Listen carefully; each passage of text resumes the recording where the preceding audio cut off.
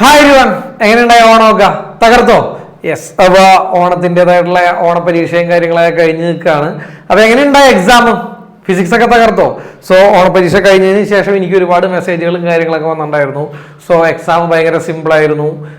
Almost ആദ്യത്തെ 2 ചാപ്റ്ററിൽ നിന്ന് തന്നെയാണ് എല്ലാ ക്വസ്റ്റ്യൻസും വന്നിട്ടുള്ളത് ഓൾമോസ്റ്റ്. അപ്പൊ അതിൽ തന്നെ ഒരു എബൌട്ട് 95% ക്വസ്റ്റ്യൻസും വന്നത് നമ്മൾ ഡിസ്കസ് ചെയ്ത ലൈവിൽ നിന്ന് തന്നെയാണ്. ലൈവ് സെക്ഷൻ ഒന്ന് നോക്കിയാൽ നിങ്ങൾക്ക് മനസ്സിലാവും. എബൌട്ട് 95% ക്വസ്റ്റ്യൻസ് അവിടെ നിന്ന് തന്നെയാണ് വന്നിരിക്കുന്നത്. പിന്നെ ഒന്നാമത്തെ 2ാമത്തെ ചാപ്റ്ററിൽ ഏറ്റവും മെജോറിറ്റി ക്വസ്റ്റ്യൻസും ചോദിച്ചിട്ടുള്ളത് സെക്കൻഡ് ചാപ്റ്ററിൽ നിന്നാണ്. സെക്കൻഡ് ചാപ്റ്ററിന് ഇമ്പോർട്ടൻസ് കൊടുത്തിട്ടുള്ള ഒരു ക്വസ്റ്റ്യൻ പേപ്പറാണ് ഈ തവണ വന്നത്. സോ നമുക്ക് ആ ക്വസ്റ്റ്യൻ പേപ്പർ നമ്മൾ ഡിസ്കസ് ചെയ്താലോ? റെഡി അല്ലേ? Ready. So the first question, ഒന്നാമത്തെ ചോദ്യം ഇതാണ്: write down the energy conversion in a cycle dynamo. Cycle ഡൈനാമോയിൽ നടക്കുന്ന എനർജി കൺവേർഷൻ എന്താണ് എന്നാണ് ചോദിച്ചിരിക്കുന്നത്. ഓക്കെ, സോ എനർജി കൺവേർഷൻ ഇവിടെ ഇത് ഫസ്റ്റത്തെ ചോദ്യം തന്നെ ഒരു ചില ആൾക്കാർക്ക് ഒരു പ്രശ്നം വരുന്ന ചോദ്യമാണ്. കാര്യം ഈ സൈക്കിൾ ഡൈനാമോ എന്ന് പറഞ്ഞ സാധനം വലിയ പരിചയം അങ്ങോട്ടില്ല. ഓക്കെ, അത് വേറെ ഒന്നുമല്ല. മുൻപ് അതായത് നിങ്ങളുടെ അച്ഛനോ അപ്പൂമ്മയൊക്കെ ഉപയോഗിച്ചിരുന്ന സൈക്കിൾ നോക്കിയിട്ടുണ്ടെങ്കിൽ അതിൻ്റെ ബാക്കിൽ ഒരു കുപ്പി പോലെ ടയറിനോട് ചേർത്ത് വെച്ചിട്ടുണ്ടാവും. അപ്പോൾ രാത്രി സൈക്കിൾ ഓടുന്ന സമയത്ത് ഈ കുപ്പി എന്ത് ചെയ്യും? ആ ടയറിനോട് ചേർത്ത് വയ്ക്കും. അപ്പോൾ സൈക്കിളിൻ്റെ ടയർ കറങ്ങുമ്പോൾ ഈ കുപ്പിയും അതിനോട് ചേർന്ന് എന്ത് ചെയ്യും? കുപ്പിയുടെ അടപ്പ് ടോപ്പും എന്ത് ചെയ്യും? കറങ്ങും. അപ്പോൾ അത് കറങ്ങുമ്പോൾ ഡൈനാമോ എന്ത് ചെയ്യും? അവിടെ ഇലക്ട്രിസിറ്റി പ്രൊഡ്യൂസ് ചെയ്യും. അങ്ങനെ സൈക്കിളിന്റെ ഫ്രണ്ടിലത്തെ ലൈറ്റ് കത്തും. ഇങ്ങനത്തെ ഒരു ഉപകരണമാണ് സൈക്കിൾ ഡൈനാമോ എന്ന് പറയുന്നത്. ഓക്കെ, സോ അതായത് സൈക്കിളിന്റെ ടയറിനോട് കൂടി ചേർന്ന് കറങ്ങുന്നത് കൊണ്ടാണ് അവിടെ ബൾബ് കത്തുന്നത്. അതുകൊണ്ട് തന്നെ ഇത് എന്താണ്? മെക്കാനിക്കൽ എനർജി എന്തായിട്ട് മാറുകയാണ്? അവിടെ ഇലക്ട്രിക്കൽ എനർജി ആയിട്ട് മാറുകയാണ്. യാന്ത്രികോർജ്ജം വൈദ്യുതോർജ്ജമാക്കി മാറുകയാണ് അവിടെ നടക്കുന്ന energy conversion. Okay, yes. Next, രണ്ടാമത്തെ ക്വസ്റ്റ്യൻ ഇതാണ്: the quantity of heat developed in A current carrying conductor which works in accordance with Joule's law. അവിടെ തന്നെ പറയുന്നുണ്ട് ജൂൾസ് ലോ എന്ന് പറയുന്നുണ്ട്. ജൂൾ നിയമം അനുസരിച്ചിട്ടാണെങ്കിൽ അവിടുത്തെ ഇക്വേഷൻ ഏതായിരിക്കും? നമുക്കറിയാലോ, H=I²RT. ഇതായിരിക്കും അതിന്റെ ഇക്വേഷൻ. സോ ഇതൊക്കെ എന്തായാലും നിങ്ങൾ മാർക്ക് സ്കോർ ചെയ്തിട്ടുണ്ടാവും എന്ന് എനിക്കറിയാം. നെക്സ്റ്റ്, അതിനുശേഷം വരുന്ന ക്വസ്റ്റ്യൻ ഇതാണ്: 2 resistors with resistance R1 and R2 are connected in parallel. R1 R2 2 റെസിസ്റ്ററുകൾ പാരലൽ ആയിട്ട് കണക്ട് ചെയ്തിരിക്കുന്നു. If the effective resistance in R, simple question. 2 റെസിസ്റ്ററുകൾ പാരലൽ ആയിട്ട് കണക്ട് ചെയ്തിട്ടുണ്ടെങ്കിൽ എഫക്റ്റീവ് റെസിസ്റ്റൻസ് കണ്ടുപിടിക്കാനുള്ള ഇക്വേഷൻ എന്താണ്? ദേ എടുക്കുന്നു. 1/R is equal to 1/R1 plus 1/R2. So answer is option C. ഇത് നമുക്കറിയാം, സിമ്പിൾ അല്ലേ? ഇതൊക്കെ എന്ത് സിമ്പിൾ ക്വസ്റ്റ്യൻ ആണ് തന്നിരിക്കുന്നത് അല്ലേ? Next, magnetic needles are arranged parallel to the current carrying conductor AB in 2 circuits are depicted. ആദ്യത്തെ circuit ഇതാണ്, രണ്ടാമത്തെ സർക്യൂട്ട് ഇതാണ്. Okay, yes. Observe the figure and select the correct pair regarding the deflection of the magnetic needle. AB എന്നത് വൈദ്യുതി വഹിക്കുന്ന ചാലകമാണ്. ഇതിന്റെ സമാന്തരമായി കാന്തസൂചി ക്രമീകരിച്ചിരിക്കുന്ന 2 സർക്യൂട്ടുകളാണ് ചിത്രീകരിച്ചിരിക്കുന്നത്. ചിത്രത്തിൽ നൽകിയ വിവരങ്ങളിൽ നിന്ന് ശരിയായ ജോഡി സെലക്ട് ചെയ്യാം. കണ്ടല്ലോ, ഈ ചിത്രം എന്തായാലും കണ്ടല്ലോ. ഇവിടെ നോക്കുക, ഇവിടെ പോസിറ്റീവ് നെഗറ്റീവ് ആണ്. പക്ഷെ ആക്ച്വലി ഈ ചിത്രത്തിൽ 2ാം ചിത്രത്തിൽ ഇവിടെ നെഗറ്റീവും ഇവിടെ പോസിറ്റീവും ആയിരിക്കും ഇവിടെ, കാരണം അങ്ങനെ ആയാലേ ശരിയാവുള്ളൂ. Okay, yes. ദെൻ ഏതായിരിക്കും ഇതിന്റെ ആൻസർ എന്ന് പറയുന്നത്? യെസ്, ഇതിന്റെ ആൻസർ യെസ്. അപ്പൊ ഇതിന്റെ ആൻസർ വരുന്നത് ഏതായിരിക്കും? ഇതിന്റെ ഓപ്ഷൻസ് നമുക്ക് നോക്കാം. ഇതിന്റെ ആൻസർ വരുന്നത് സിയും ഡിയുമാണ് ഇതിന്റെ ആൻസർ വരുന്നത്. അതായത് in figure 1 needle deflects in the anti clock vice direction. അതേപോലെ തന്നെ figure 2 deflects in the clock vice direction. Okay, ഇങ്ങനെയാണ് അതിന്റെ ആൻസർ വരുന്നത്. So answer is option C. Next, the energy consumed by an electrical appliances in a unit time. ഒരു വൈദ്യുത ഉപകരണം unit സമയത്തിൽ വിനിയോഗിക്കുന്ന വൈദ്യുതോർജ്ജം അതിന് പറയുന്ന പേരെന്താണ്? പവർ. ഇതൊക്കെ എന്ത് സിമ്പിൾ ആണ്, ഇലക്ട്രിക് പവർ എന്നാണ് അതിനെ പറയുന്നത്. ഓക്കെ, നെക്സ്റ്റ്, അടുത്തത് LEDs are light emitting diode. Light emitting ഡയോഡുകളാണ് LEDകൾ.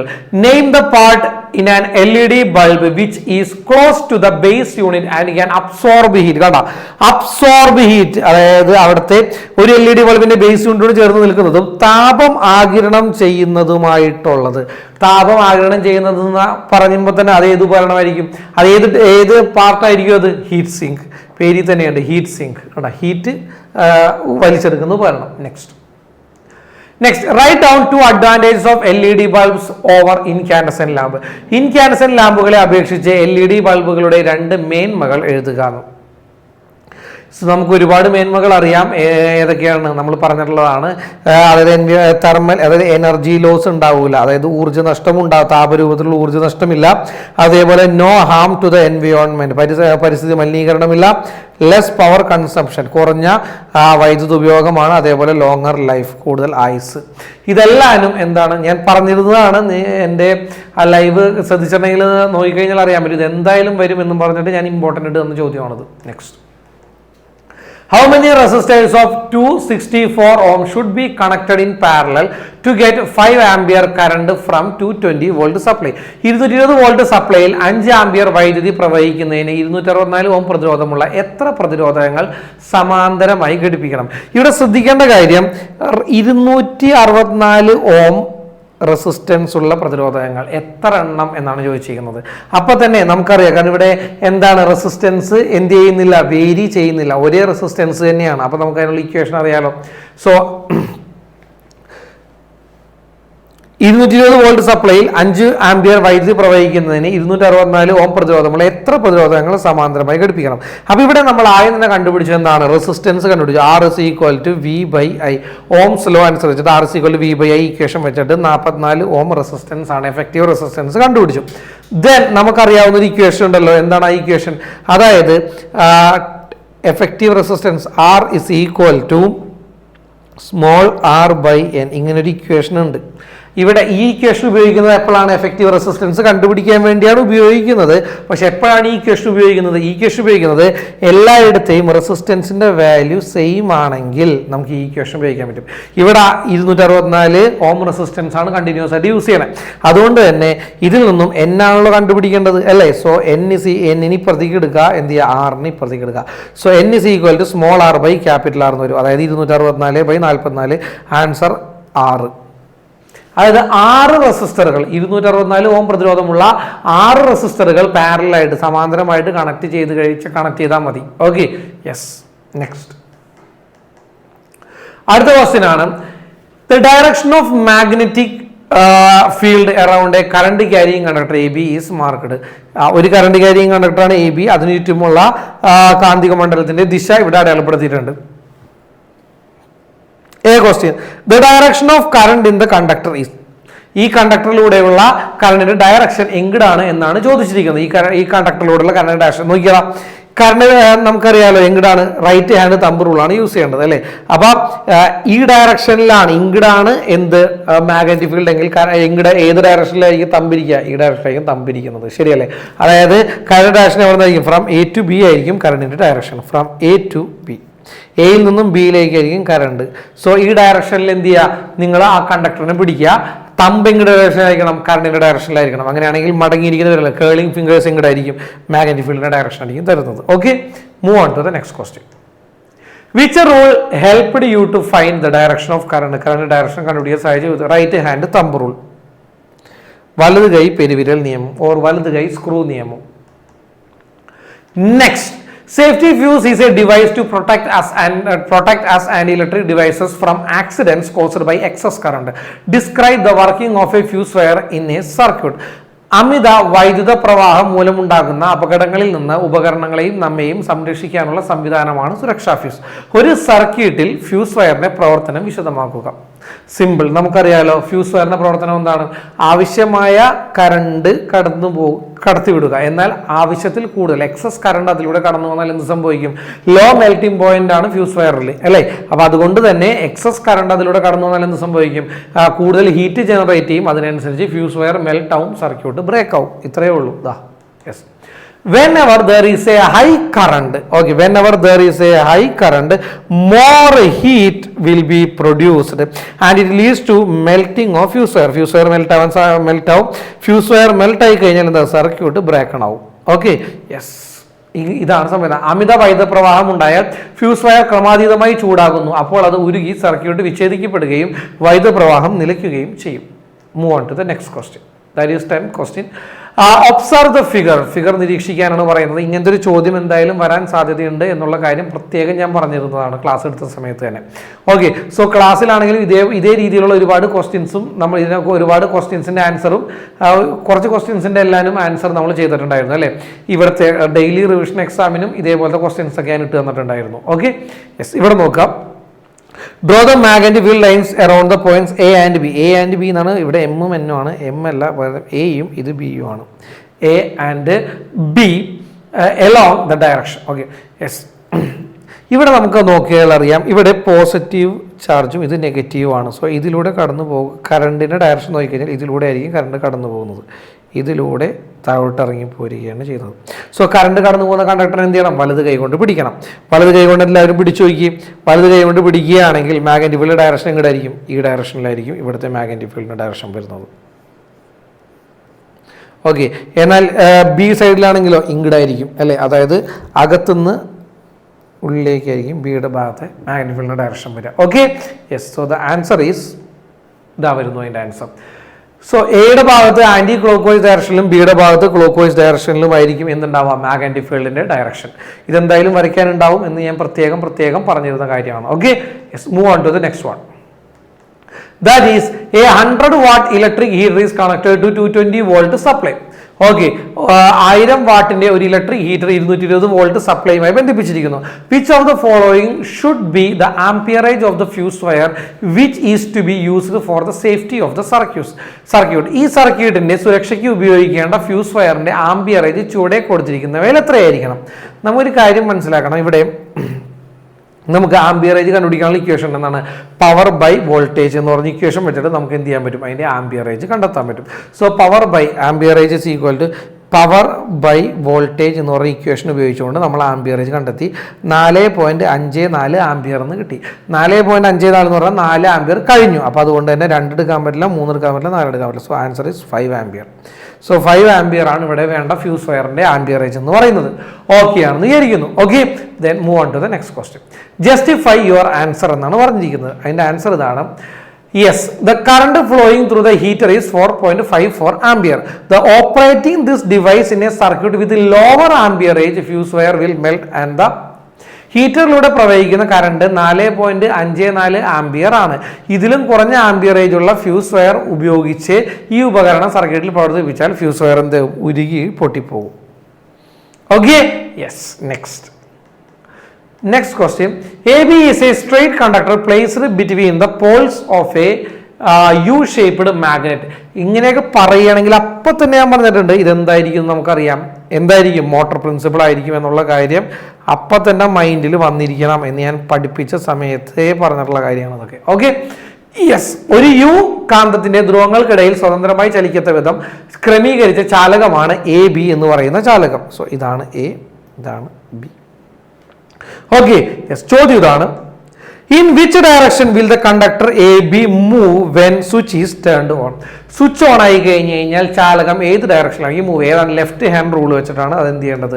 മനസ്സിലാക്കേണ്ടത്. സോ അതിൽ നിന്ന് മനസ്സിലാവും ഇൻ ടു ദ മാഗ്നറ്റിന്റെ ഉള്ളിലേക്കാണ് എന്ത് ചെയ്യുന്നത്? ആ കണ്ടക്ടർ AB എന്ന് പറയുന്ന കണ്ടക്ടർ മൂവ് ചെയ്യാമെന്ന് മനസ്സിലാവും. Okay, next. Which rule? ഏത് റൂളാണ്? ഫ്ലെമിങ്ങിന്റെ ലെഫ്റ്റ് ഹാൻഡ് റൂളാണ് ഇവിടെ യൂസ് ചെയ്യുന്നത്. ഓക്കെ, ഏത് റൂളാണ് ഇതിന് നിങ്ങളെ സഹായിച്ചതെന്നാണ് ചോദിക്കുന്നത്. ഫ്ലെമിങ്ങിന്റെ ലെഫ്റ്റ് ഹാൻഡ് റൂളാണ് ഇതിന് നിങ്ങളെ സഹായിച്ചിട്ടുണ്ടാവുക. ദെൻ ലെഫ്റ്റ് ഹാൻഡ് റൂൾ എന്താണെന്ന് പറയാം. ലെഫ്റ്റ് അതിൽ ഓരോ ഫിംഗറും എന്താണെന്ന് കൃത്യമായിട്ട് പറഞ്ഞാൽ മതി. Thumb, forefinger, finger middle, ഇത് മൂന്നും എന്തിനെ സൂചിപ്പിക്കുന്നു എന്ന് പറഞ്ഞിട്ടുണ്ടെങ്കിൽ ആൻസറായി. ഓക്കെ, ഫ്ലെമിങ്ങിന്റെ ഇടത് കൈ നിയമമാണെന്ന് ആൻസർ. അതേപോലെ ഇടത് കൈ നിയമം എന്താണ് എന്ന് കൂടെ അങ്ങോട്ട് എഴുതി വെക്കുക. ഇത്രയേ ഉള്ളൂ കാര്യം, simple. Next.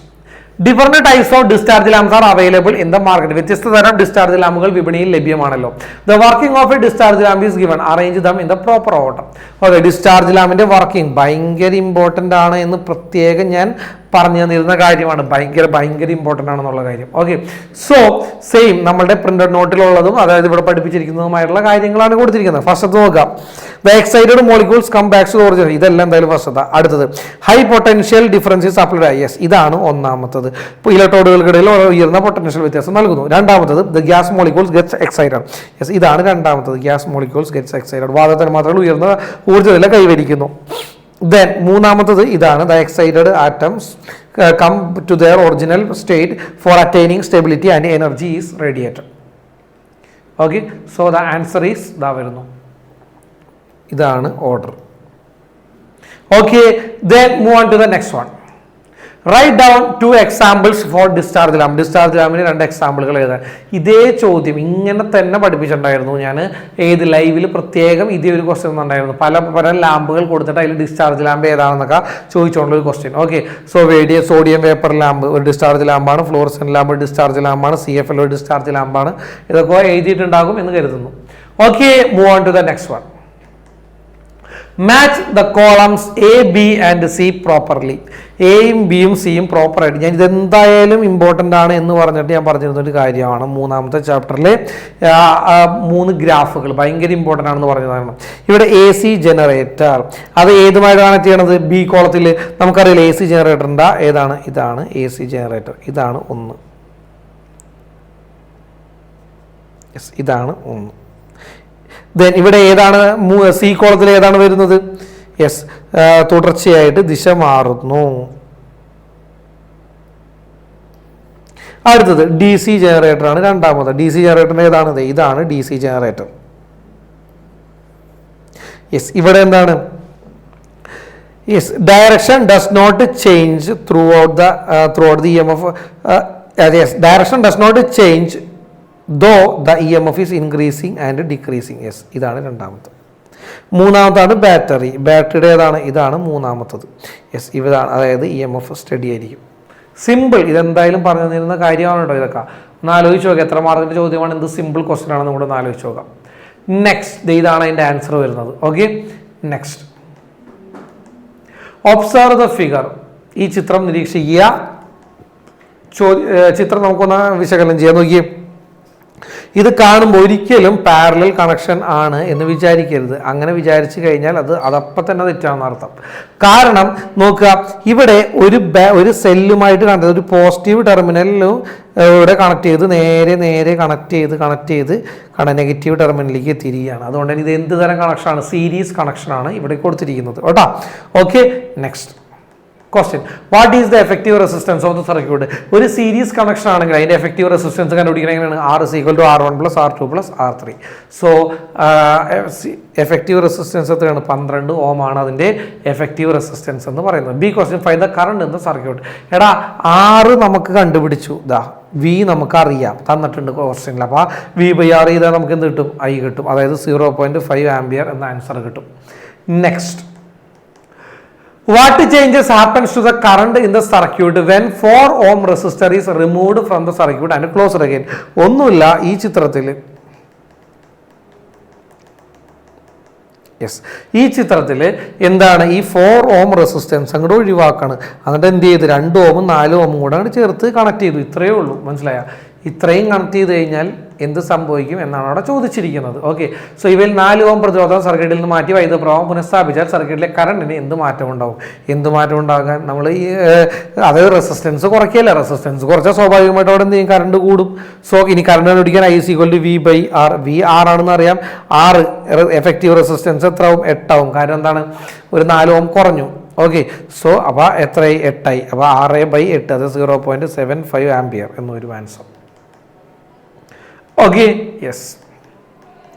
Next, the figure shows 2 heating coils connected in an electrical circuit. 2 heating കോയിലുകൾ വൈദ്യുത സർക്യൂട്ടിൽ ഘടിപ്പിച്ചിരിക്കുന്ന ചിത്രമാണ് കൊടുത്തിരിക്കുന്നത്. 2 കോയിലുകളാണിത്. ഒരെണ്ണം ഇതാണ്, രണ്ടാമത്തെ ഇതാണ്. Okay, find the current through each coil. അതായത് ഈ 115 ഓമിലൂടെയുള്ള കറണ്ട് I = V/R. ഇത് ചെയ്താൽ മതി. ഇവിടെ V 230 വോൾട്ട് ആണെന്ന് അറിയാം. ഓക്കെ, 230 വോൾട്ട് ആണെന്ന് അറിയാം. 6 115. അപ്പോൾ അവിടുത്തെ കിട്ടും. അതേപോലെ രണ്ടാമത്തേലേക്ക് കണ്ടുപിടിക്കാം. സിമ്പിൾ. സോ I 115 ഓമിൽ കിട്ടാനുള്ളത് 230/115 2 ആംപിയർ എന്ന് കിട്ടും. 46 ഓമിൽ 46 ഓം റെസിസ്റ്ററിലൂടെ കോയിലിലൂടെ പോകുന്ന കറണ്ട് എത്രയാണെന്ന് വെച്ചാൽ 230/46 5 ആംപിയർ എന്ന് കിട്ടും. Simple. Next, If the current flows through the coil for 5 minutes, which coil gets heated more? Find the heat developed in the coil. Simple. അതായത് ജൂൾസ് ലോ അപ്ലൈ ആണ് പറഞ്ഞിരിക്കുന്നത്.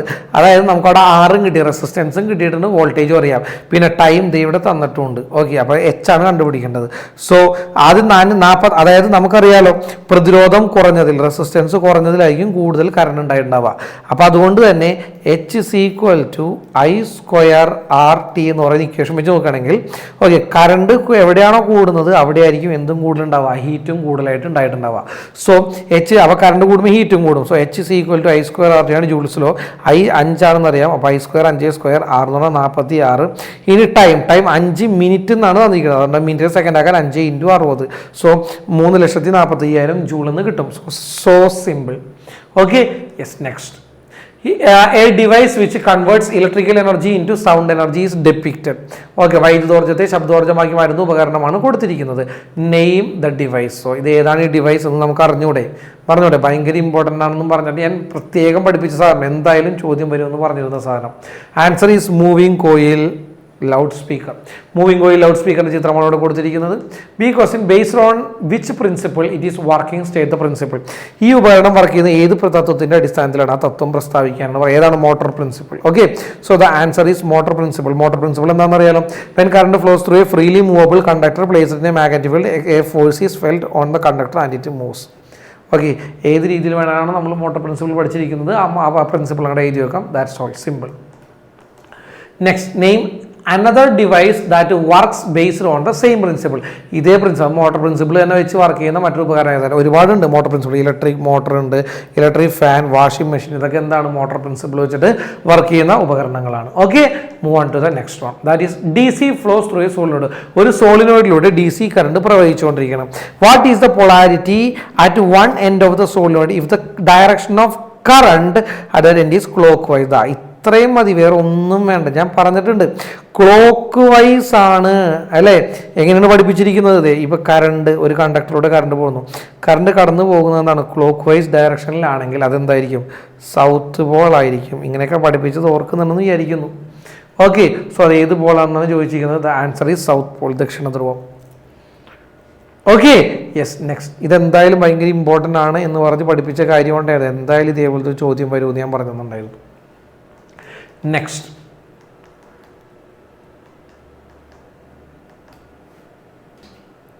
yes, next, suggest one method to interchange the polarity of the ends of the solenoid. ഈ സോളിനോയിഡിന്റെ എൻഡിലെ polarity change ചെയ്യണം എന്നുണ്ടെങ്കിൽ എന്ത് ചെയ്യണം എന്നാണ് പഠിപ്പിച്ചിരിക്കുന്നത്? ഒന്നുമില്ല, കറണ്ടിന്റെ ഡയറക്ഷനാണ് മാറ്റി കൊടുത്താൽ മതി. ഓക്കെ, ആ സെല്ലിന്റെ ഡയറക്ഷൻ. ഇപ്പോൾ ഇതാണ് ഒരു സോളിനോയിഡ് എന്ന് വിചാരിക്കുക. ഈ സോളിനോയിഡിനെ ഞാൻ ഇങ്ങനെ കണക്ട് ചെയ്തിരിക്കുകയാണ്. ഇത് പോസിറ്റീവ്, നെഗറ്റീവ് ഇങ്ങനെയാണെങ്കിൽ, സോ ഇപ്പോൾ ഈ ഭാഗം പോസിറ്റീവും ഈ ഭാഗം, ഇത് സൗത്ത് പോളും ഇത് നോർത്ത് പോളും ആണെന്ന് വിചാരിക്കാം. ഇതിൻ്റെ പൊളാരിറ്റി ചേഞ്ച് ചെയ്യണം. അതായത് ഇവിടെ നോർത്ത് പോളും ഇതിൻ്റെ സൗത്ത് പോളും ആക്കണമെങ്കിൽ എന്ത് ചെയ്താൽ മതി? ഇവിടുത്തെ എന്ത് മാറ്റി കൊടുത്താൽ മതി? ഈ സെല്ലിൻ്റെ പൊളാരിറ്റി മാറ്റി കൊടുത്താൽ മതി. ഇവിടെ നെഗറ്റീവ്, ഇവിടെ പോസിറ്റീവ് ആക്കിയാൽ മതി. ഇത്രയേ ഉള്ളൂ കാര്യം. സോ കറണ്ട് ഡയറക്ഷൻ മാറ്റി കൊടുത്താൽ മതി. Change the direction of current. വൈദ്യുതപ്രവാഹം എതിർ ദിശയിലാക്കുക. Simple. Next, write down 2 methods to increase the magnetic strength of the solenoid. Current കാര്യം കണ്ട്. ഓക്കെ, അതായത് വൈദ്യുതി പ്രവഹിക്കുന്ന സോളിനോയിഡിന്റെ കാന്തശക്തി വർദ്ധിപ്പിക്കാനുള്ള 2 മാർഗങ്ങൾ ഏതൊക്കെയാണെന്ന് എഴുതാനാണ് പറഞ്ഞിരിക്കുന്നത്. ഏതൊക്കെയാണ്? ഒന്ന്, ആ കറണ്ടിന് ഇന്റൻസിറ്റി ഓഫ് കറണ്ടിന്റെ ഇന്റൻസിറ്റി കൂട്ടുക, അതേപോലെ നമ്പർ ഓഫ് ടെൻസ്റ്റുകളുടെ എണ്ണം കൂട്ടുക, പിന്നെ ഏരിയ ഓഫ് ക്രോസ് സെക്ഷൻ, പച്ചിരുമ്പ് കൂറിന്റെ ചേർത്തല പരപ്പളവ് വർദ്ധിപ്പിക്കുക. ഓക്കെ, സിമ്പിൾ ആണ്. Next, 2 ampere current is drawn from a heating coil when 230 volt potential difference is applied. ഒരു ഹീറ്റിംഗ് കോയിലേക്ക് 230 വോൾട്ട് പൊട്ടൻഷ്യൽ വ്യത്യാസം പ്രയോഗിച്ചപ്പോൾ 2 ആംപിയർ വൈദ്യുതി പ്രവഹിച്ചു. അപ്പോൾ വോൾട്ടേജ് തന്നിട്ടുണ്ട്, കറണ്ട് തന്നിട്ടുണ്ട്. ചോദ്യം, which material is commonly used to make heating coil? ഞാൻ എന്തായാലും പരീക്ഷയ്ക്ക് വരുമെന്ന് പറഞ്ഞൊരു സാധനം, നിക്രോം. മനസ്സിലായി? Nichrome. Yes. Next, what is the quantity of charge that flows through a coil for 5 minutes. ഇതേ ചോദ്യം ഇങ്ങനെ തന്നെ ഞാൻ ലൈവിൽ ചെയ്ത് കാണിച്ചു തന്നിട്ടുണ്ടായിരുന്നു. അതായത് കറണ്ട് ഒഴുകുന്ന കറണ്ടിൻ്റെ equation I is equal to Q/T ആണ്. ഇതിൽ നിന്ന് ചാർജാണ് നമ്മളോട് കണ്ടുപിടിക്കാൻ പറഞ്ഞിരിക്കുന്നത്. Okay, so Q കണ്ടുപിടിക്കാണ്ട് Q is equal to I into T ചെയ്താൽ മതി. ഇവിടെ ടൈം എന്ന് പറഞ്ഞാൽ 5 മിനിറ്റ്. 5 മിനിറ്റ് എന്നുള്ളത് സെക്കൻഡിലേക്ക് ആക്കണം, 5 into 60 എന്നാക്കണം. പിന്നെ കറണ്ട് എത്രയാണെന്നും അവിടെ തന്നിട്ടുണ്ടായിരുന്നു ചോദ്യത്തിൽ. So the answer is I is equal to Q into T. So I 2 ampere ആണ്, ടൈം എന്താണ് 5 മിനിറ്റ് ആണ്, 5 into 60 ചെയ്താൽ സെക്കൻഡിലേക്ക് വരും. സോ 600 കൂളോം ചാർജാണ് അവിടെ അതിൻ്റെ ആൻസർ ആയിട്ട് വരുന്നത്. Simple. Next, what is the resistance of the coil? അപ്പോൾ ആ കറണ്ടും കിട്ടിയിട്ടുണ്ട്, വോൾട്ടേജ് പറയാം, അപ്പോൾ റെസിസ്റ്റൻസ് കണ്ടുപിടിച്ചുകൂടെ? So R is equal to V/I ചെയ്യാം. 230/2, answer is 115 ohm. Next, observe the figure. എന്തായാലും ചോദിക്കുമെന്ന് പറഞ്ഞിട്ട് ഞാൻ ഒരുപാട് തവണ പറഞ്ഞ് പഠിപ്പിച്ചൊരു സാധനമാണ് ഈ തന്നിരിക്കുന്നത്. സോ ഒരു AC ജനറേറ്ററിൻ്റെ രേഖാചിത്രമാണ് കൊടുത്തിരിക്കുന്നത്. ഇങ്ങനെ തന്നെ ചോദ്യം വരുള്ളൂ എന്നും കൂടെ ഞാൻ പറഞ്ഞു തന്നിട്ടുണ്ടായിരുന്നു. ഇതിൽ കൂടുതലൊക്കെ ഞാൻ എന്താ പറഞ്ഞു തരേണ്ടത്? Okay, yes. അപ്പോൾ ഒരു AC ജനറേറ്ററിൻ്റെ രേഖാചിത്രമാണ് ഇവിടെ കൊടുത്തിരിക്കുന്നത്. ചോദ്യം ഇതാണ്, name the parts PQ described in the function. ചിത്രത്തിൽ PQ സൂചിപ്പിക്കുന്ന ഭാഗങ്ങളുടെ പേര് എഴുതുക, അവയുടെ ഫംഗ്ഷനും എഴുതണം. ഓക്കെ, നമുക്ക് നോക്കാം. PQ. സോ P എന്ന് പറയുന്നത് എന്താണ്? P എന്ന് പറയുന്നത് ഇതാണ്, അതായത് ബ്രഷിനെയാണ് P എന്ന് കൊടുത്തിരിക്കുന്നത്. അതേപോലെ Q എന്ന് കൊടുത്തിരിക്കുന്നത് ആർമേച്ചർ നെയിമാണ്. Okay, yes. അപ്പോൾ ആൻസർ നോക്കാം. സോ ഗ്രാഫൈറ്റ് ബ്രഷും അതേപോലത്തെ ആർമേച്ചറും. ബ്രഷിൻ്റെ ഫംഗ്ഷൻ എന്താ? ബ്രഷിൻ്റെ ഫംഗ്ഷൻ എന്തായാലും നോക്കിയിട്ടേ പോകാൻ പാടുള്ളൂ എന്ന് ഞാൻ പറഞ്ഞത്, കാരണം ഭയങ്കര ഇമ്പോർട്ടൻ്റ് ആണ്. കാരണം അതിൽ ബ്രഷും ആർമേച്ചറാണ് സ്ഥിരമായിട്ട് ചോദിക്കാറ്. പിന്നെ അതേപോലെ സ്ലിപ്പ് റിങ്സും. സോ ബ്രഷിൻ്റെ ഫംഗ്ഷൻ എന്തായിരുന്നു? ബാഹ്യ സർക്യൂട്ടിലേക്ക് വൈദ്യുതി വഹിക്കാൻ, അതായത് to carry current to the external circuit. ആർമേച്ചറിൻ്റെ ഫംഗ്ഷൻ എന്താണ്? കാന്തിക മണ്ഡലത്തിൽ ചലിക്കുമ്പോൾ EMF പ്രകടനം ചെയ്യുന്നതിനുള്ള ചാലകം. Conductor to induce EMF when moving in a magnetic field. Okay, next. Based on which rule does an AC generator work? AC generator work ചെയ്യുന്ന ഏത് റൂൾ വെച്ചാണ്? ഏത് റൂളാണ്? Electro magnetic induction. ഇതൊക്കെ ആർക്കാണ് അറിയാത്തത്? Yes, electromagnetic induction. എന്നിട്ട് അത് വിശദമാക്കാനും പറഞ്ഞിട്ടുണ്ട്, സ്റ്റേറ്റ് ചെയ്യാനും പറഞ്ഞിട്ടുണ്ട്. Simple. So whenever there is a change in the magnetic flux linked with a coil and EMF is induced in the coil, this phenomenon is called electromagnetic induction. വൈദ്യുത കാന്തിക പ്രേരണം. കാന്തിക മണ്ഡലത്തിൽ ഒരു ചാലകം ചലിക്കുമ്പോൾ അതുമായി ബന്ധപ്പെട്ട കാന്തിക ഫ്ലക്സിന് മാറ്റം ഉണ്ടാവുകയും അതിലൊരു EMF പ്രകടനം ചെയ്യപ്പെടുകയും ചെയ്യുന്നു. ഈ പ്രതിഭാസമാണ് ഇലക്ട്രോ മാഗ്നറ്റിക് ഇൻഡക്ഷൻ എന്ന് പറയുന്നത്. സിമ്പിൾ അല്ലടാ, ഇത്രയല്ലേ ഉള്ളൂ. So that's all. Okay, so ഇത്രയും ഉള്ളൂ. അപ്പൊ സിമ്പിൾ ക്വസ്റ്റ്യൻ പേപ്പർ ആയിരുന്നു. സോ എല്ലാവരും നല്ല ഭംഗിയായിട്ട് എഴുതിയിട്ടുണ്ടെന്ന് വിചാരിക്കുന്നു. അപ്പൊ നല്ല മാർക്ക് എല്ലാവരും സ്കോർ ചെയ്യും എന്ന് കരുതുന്നു. അപ്പൊ അതുകൊണ്ട് തന്നെ എന്ത് ചെയ്യാം, മാർക്ക് കിട്ടിക്കഴിഞ്ഞാൽ എനിക്ക് സാർ ഇത്ര മാർക്ക് കിട്ടി, മാർക്കൊക്കെ ഒന്ന് അയച്ചു തരാം. Okay, so that's all. Thank you.